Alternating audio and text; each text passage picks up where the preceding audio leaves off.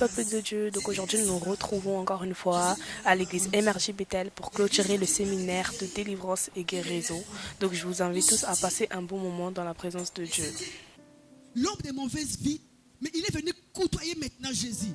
La Bible on dit auprès de Jésus. Il a commencé à fréquenter Jésus. À cause de ce qu'il a fait dans sa vie, il a commencé à côtoyer Jésus. L'un d'eux, la Bible on dit, l'un de ses voyants guéris revient sur ses pas, glorifiant Dieu à haute voix.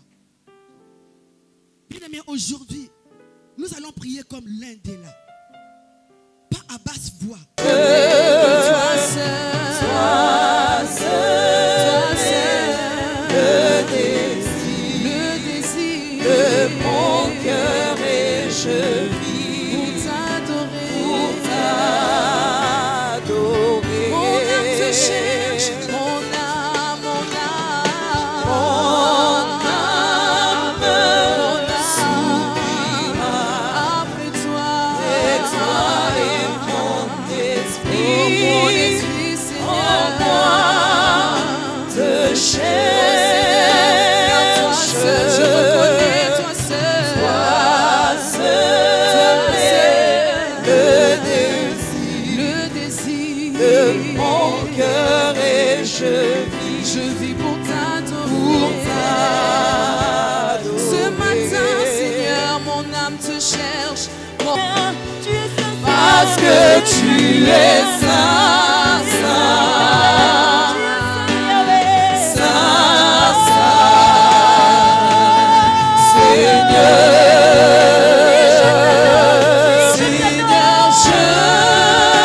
Tu as placé les étoiles au commencement de l'univers. Jésus, Jésus, Alpha. Jésus, Alléluia. Rien ne peut être payé si tu n'as pas encore parlé. Alpha.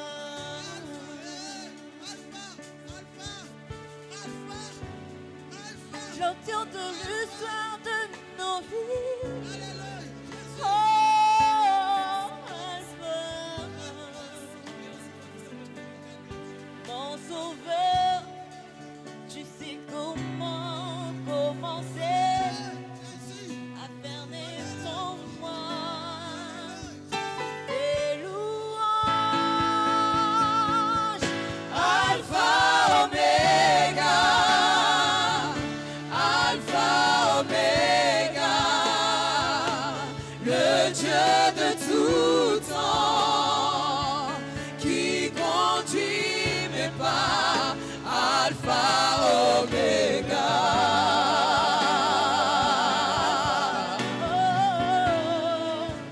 Alpha, Oméga. Le commencement et la fin de toutes choses. Alpha. Oh, je t'élève, Seigneur. Oh, je t'adore. Alpha. Alpha, Oméga. Alpha, Oméga, Yahweh. Alpha, Oméga. Oh, Alpha, Oméga. Tu es le seul. Alpha, Oméga. Les acclamations. Alpha, Oméga. Dans son royaume et il t'a mis à l'abri, pas loin, pas quelque part ailleurs, mais il t'a mis à ses côtés. La Bible déclare qu'il nous a fait asseoir ensemble avec lui. Donc tu es devenu compagnon de Jésus-Christ de Nazareth. Et ce n'est pas sur la terre, ce n'est pas dans Jérusalem terrestre, mais dans les lieux célestes. Donc tu es passé de terrien au céleste. Alléluia. Et ta vie devient un mystère.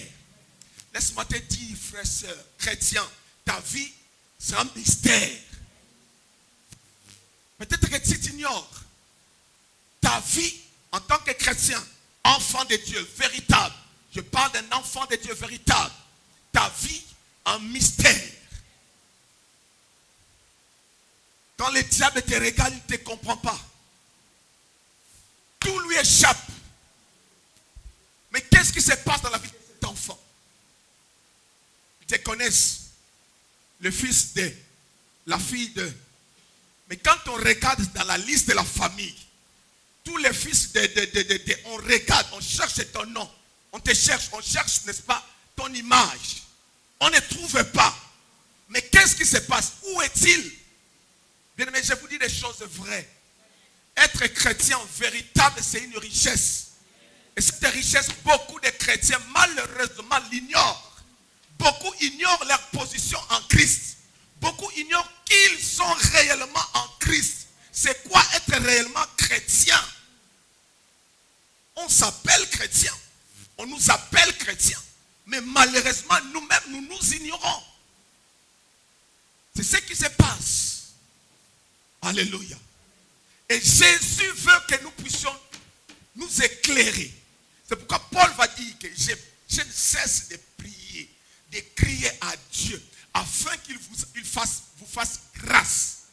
Que vous puissiez avoir la révélation de ce qui se cache, n'est-ce pas, en ce nom-là, Jésus de Nazareth.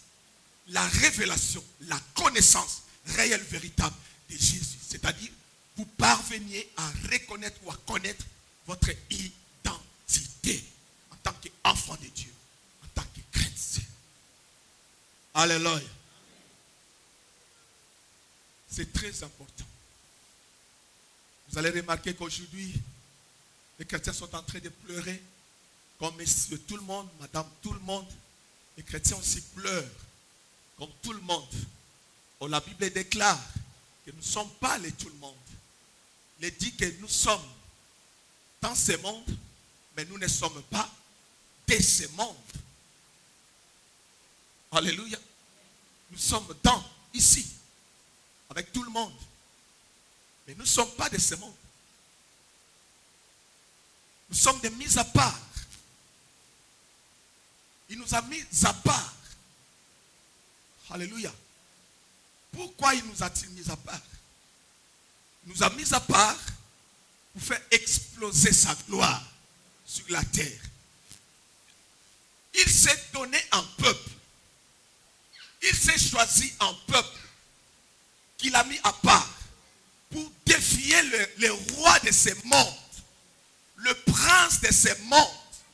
Quand il a fait son projet, il va s'adresser à Pierre. Il va dire, je bâtirai mon église. C'est-à-dire, je choisirai le mien.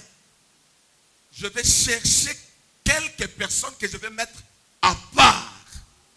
C'est ce qu'il va appeler église, c'est-à-dire ecclésia. Mise à part. Les gens qui sont mis à part. Bien aimé, ce n'était pas une fantaisie. Il ne l'a pas fait pour faire plaisir. Il ne l'a pas fait tout simplement pour s'amuser.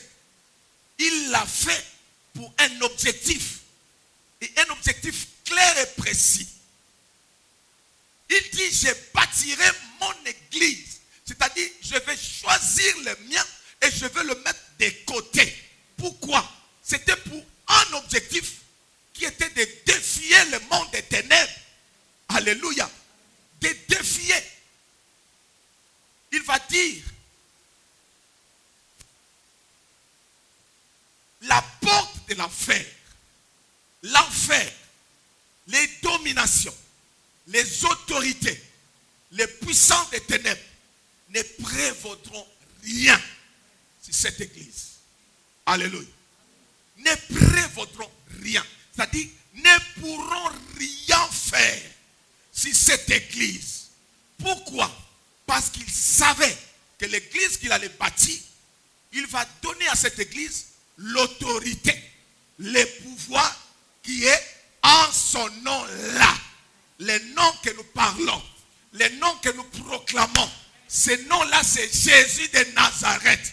Il savait qu'il va donner à son église qu'il va bâtir l'autorité et le pouvoir. Et en plus, le mandat légal, les droits légaux d'utiliser ces noms-là en qui il y a le pouvoir, il y a l'autorité, il y a la puissance.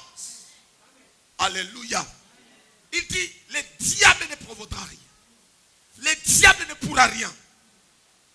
L'église a été bâtie pour défier le monde des ténèbres. Alléluia. C'est pourquoi, chrétien, tu dois connaître ta position en Christ.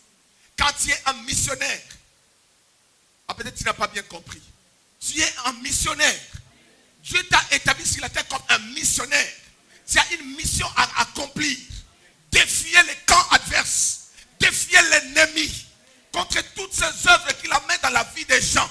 C'est toi que Dieu a choisi comme instrument pour arrêter. Alléluia. La Bible déclare que le Fils de l'homme a paru afin de détruire les œuvres du diable. Il le fera avec quelqu'un. Et la personne en question, c'est toi. L'instrument en question, c'est toi. Voilà pourquoi, Église, tu dois connaître ton identité. Qui tu es en Christ pour accomplir ta mission. Alléluia. Tu dois accomplir la mission. Dans ta famille, tout le monde pleure, toi aussi tu pleures. Alléluia. Alors, qui a Jésus qui n'a pas Jésus? Qui est fils qui ne l'est pas? Qui est assis dans les lieux célestes qui n'est pas assis? Confusion. Pourquoi? Faute de révélation. Chrétien qui ne connaît pas son identité, qui ne connaît pas c'est quoi, qu'est-ce qu'il y a dans le nom de celui-là, Jésus, qui a tout donné pour toi et qui méconnaît aussi sa position à lui. C'est là le problème. Tu n'es pas appelé à pleurer comme Messie tout le monde. Tu n'es pas appelé à crier comme Messie tout le monde. Alléluia. La Bible déclare, ayez les yeux fixés sur Jésus, qui suscite la foi et qui l'amène à la perfection. Quand quelque chose arrive, où fixes-tu tes yeux? Il faut que tes yeux soient fixés sur Jésus. C'est lui qui suscite la foi. Alléluia. C'est alors que tu vas opérer dans la dimension voulue par Dieu. Tu vas opérer dans la gloire. Alléluia. Alléluia. C'est très important, bien-aimés frères et sœurs. C'est très important. La Bible déclare qu'il a mis tout pleinement en Jésus. Tout pleinement. C'est-à-dire qu'il n'y a rien qui manque en Jésus. En ce nom-là. Il n'y a rien qui manque. Tout pleinement. Tout est dedans. La vie est là. La grâce, elle est là. La santé, elle est là. Guérison, miracle, elle est là. Tout est là. Il a mis tout pleinement en Jésus de Nazareth. Cela veut dire que chrétien, si tu manques, c'est que tu n'as pas encore compris quelque chose. Cherche à comprendre quelque chose, tu verras que tu auras tout. Puisque tout est mis pleinement en Jésus. Alléluia. Sauf rien. Rien ne manque. Ce qui manque, c'est la révélation. C'est la connaissance véritable. C'est ce qui manque. Une fois ce côté-là réglé, tout est là. Alléluia. Tout est là. C'est ça, ce que la parole déclare. Alléluia. Vous savez, il y a une différence. Il y a une différence entre ne pas avoir et ne pas savoir. Ne pas savoir et ne pas avoir. Il y a une différence.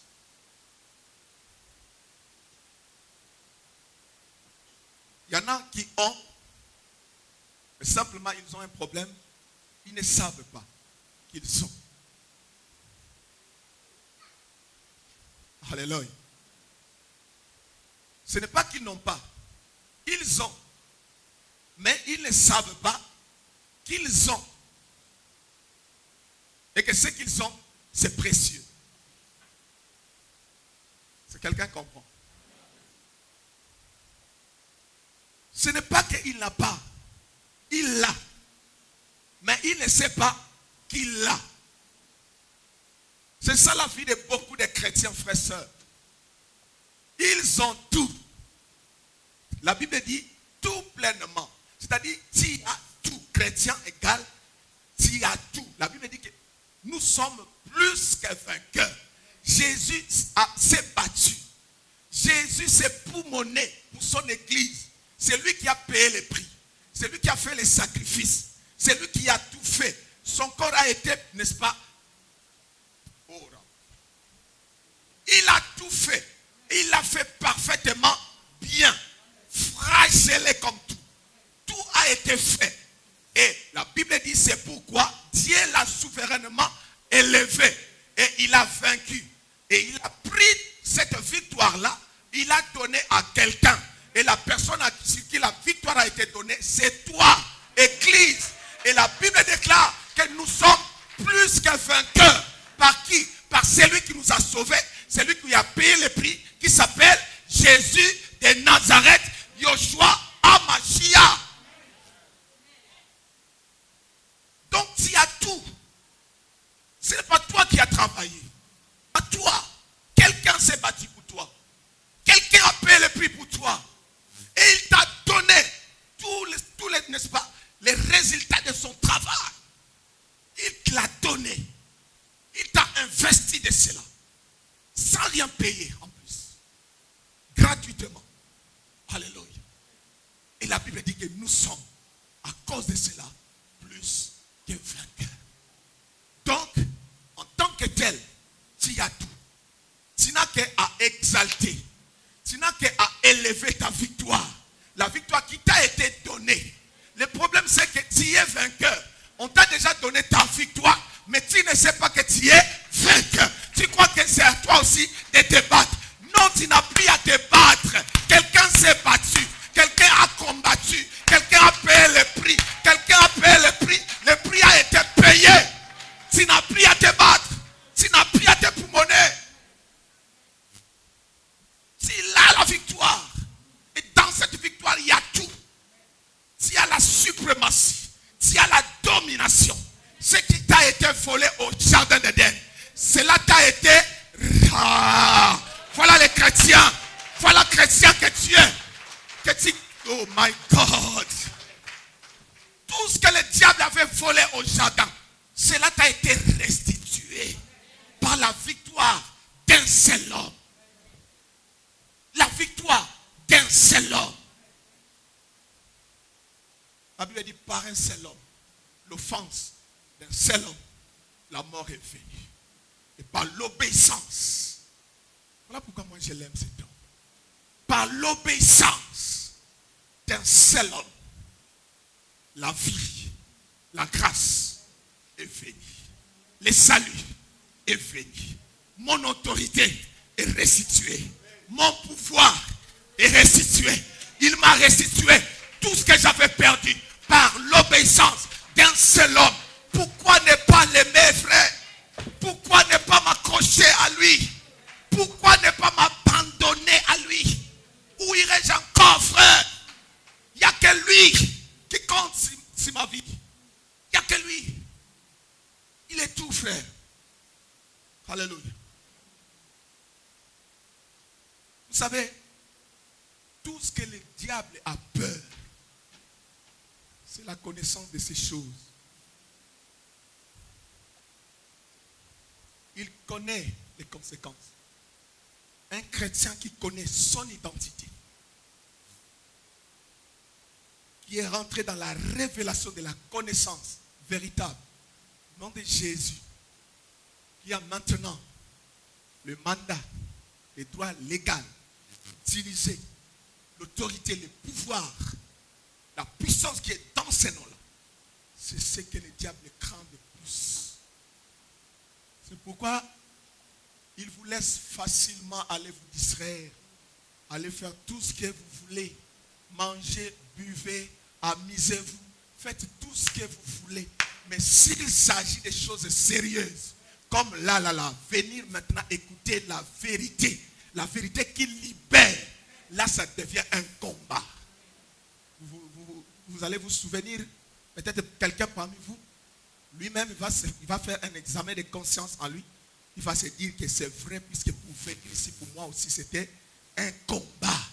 Ce n'est pas facile.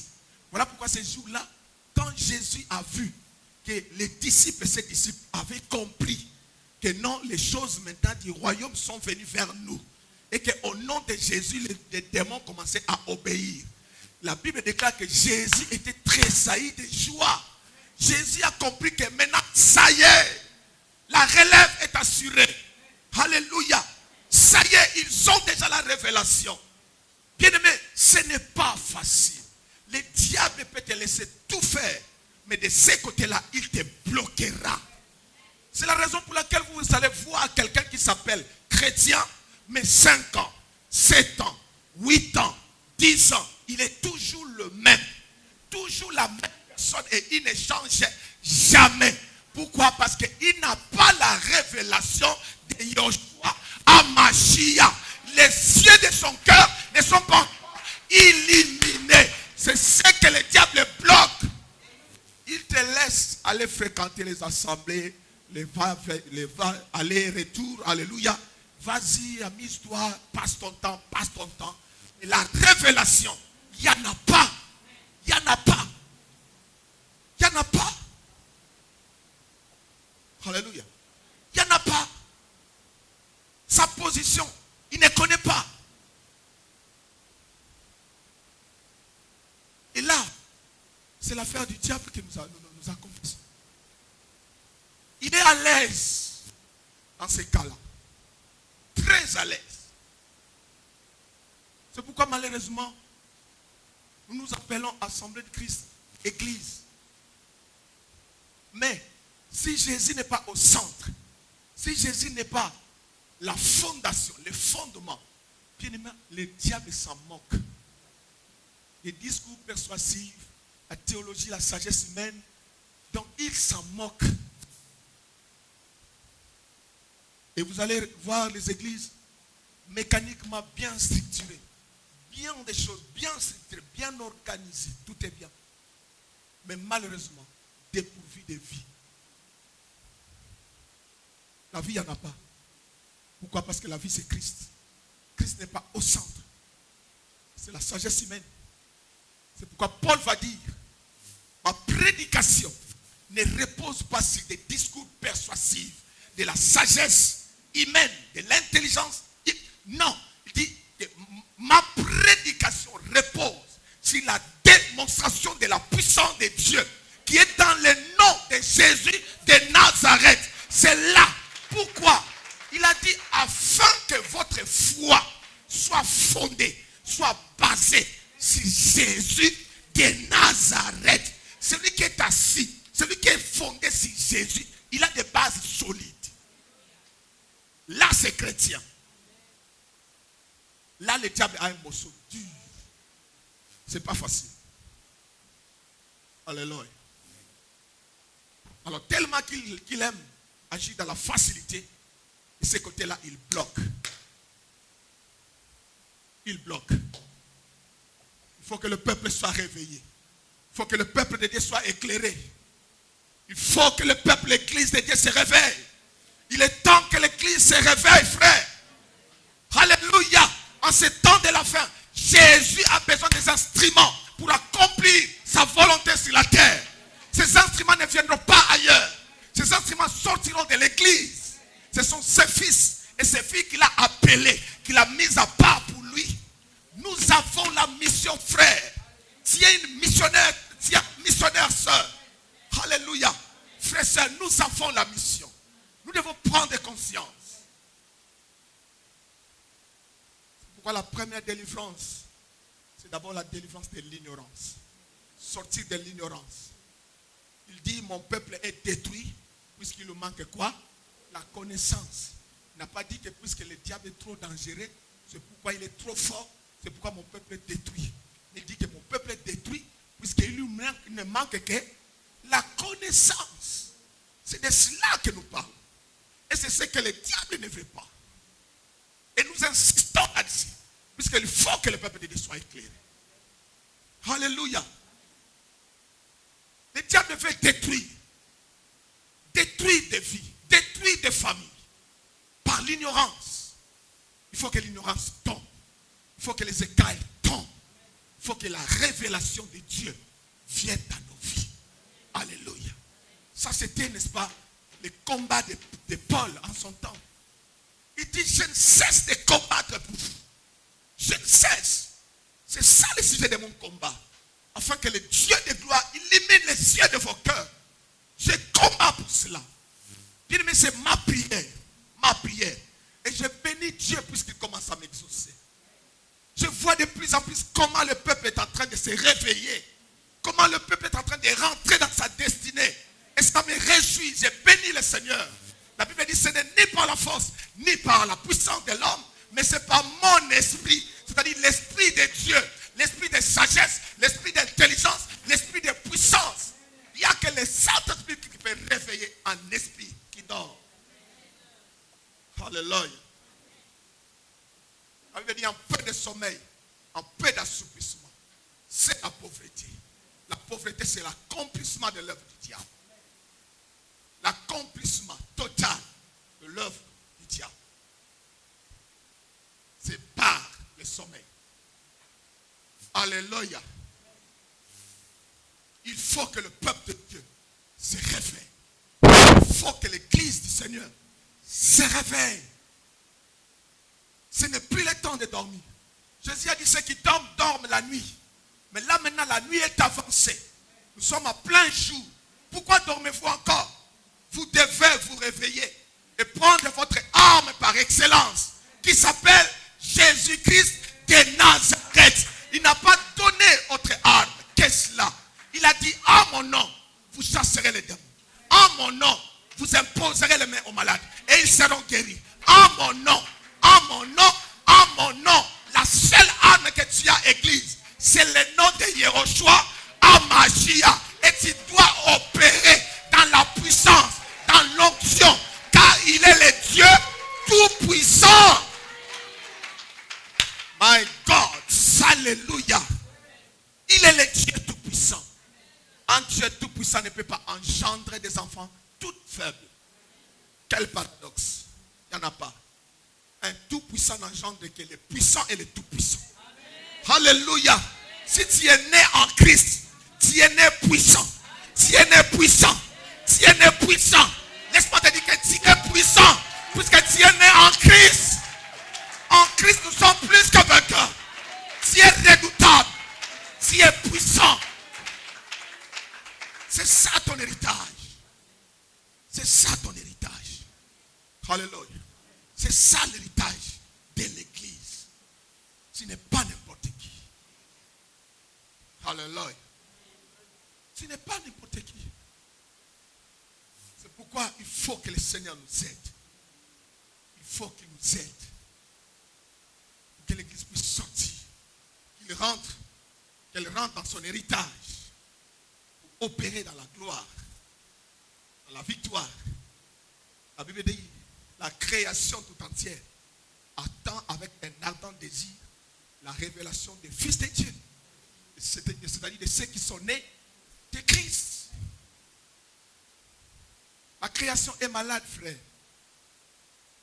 La création, elle est malade. Le monde est malade. Il vous donne l'impression, c'est comme si ils sont bien, ils sont malades, je vous assure. Ce que vous voyez là, les carrosses, ce sont des malades, dépression, oppression. Tous les sions, c'est avec eux là. Pendant qu'ils roulent là avec ces sions. Le monde est malade, frère. Et le monde n'attend qu'un seul homme, c'est toi, fils de Dieu. Une seule fille, c'est toi, la fille de Dieu. Pourquoi? Parce que tu as la révélation. En toi, il y a la vie. Et c'est toi qui peux communiquer la vie.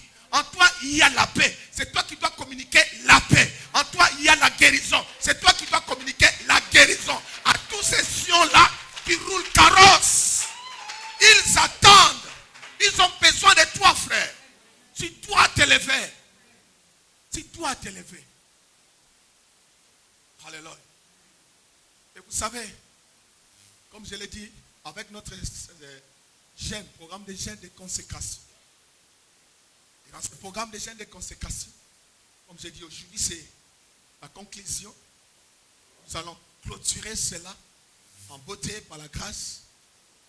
Et moi, j'ai pris mon temps. J'étais quelque part dans un lieu secret. Alléluia. Comme notre frère a chanté, il a dit, les choses c'est dans les secrets. J'étais quelque part dans mon lieu secret. Et là, dans mon lieu secret,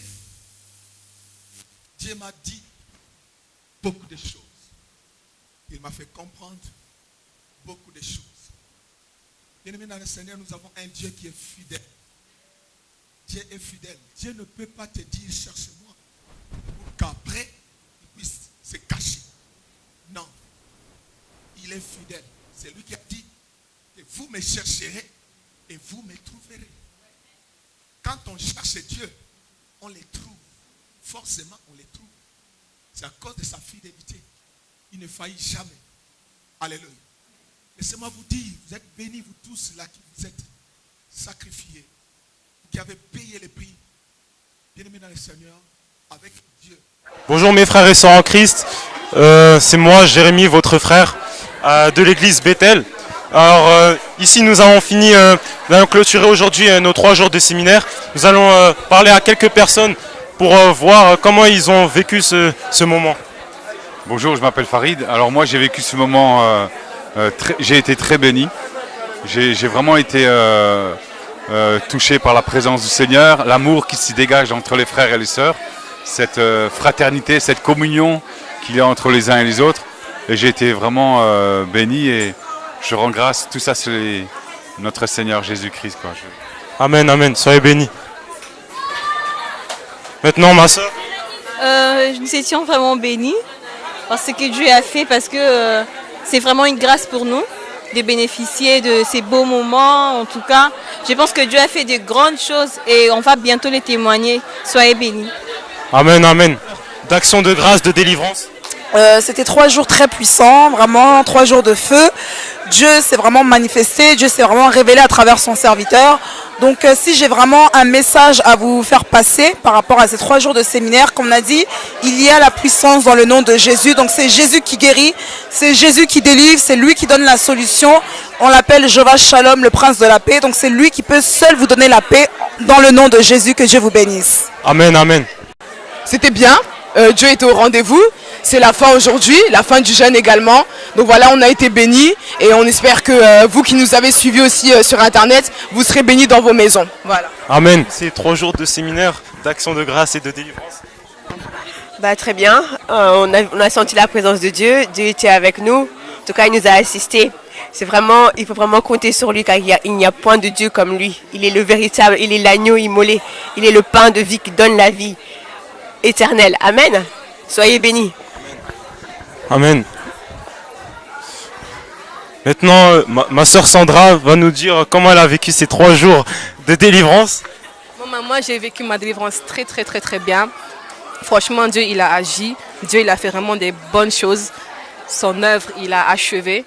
Il a commencé avec nous, il a terminé avec nous. Moi, en tout cas, j'ai eu la part de ma bénédiction. Et en tout cas, gloire à lui. Et qu'il soit loué, qu'il soit adoré, qu'il soit élevé. Amen. Amen, amen. 3 jours du séminaire, je l'ai vécu dans la joie. On a contemplé la gloire de Dieu. On a vécu les délivrances dans le puissant nom de Jésus-Christ, notre Seigneur. On a vraiment vécu l'expérience de la puissance dans le nom de Jésus. Donc, ça fait que bouillonner dans notre cœur et ça fait que réjouir le cœur du Christ. Voilà pourquoi nous invitons encore d'autres personnes à chercher la vérité. La vérité n'est que dans le nom de Jésus.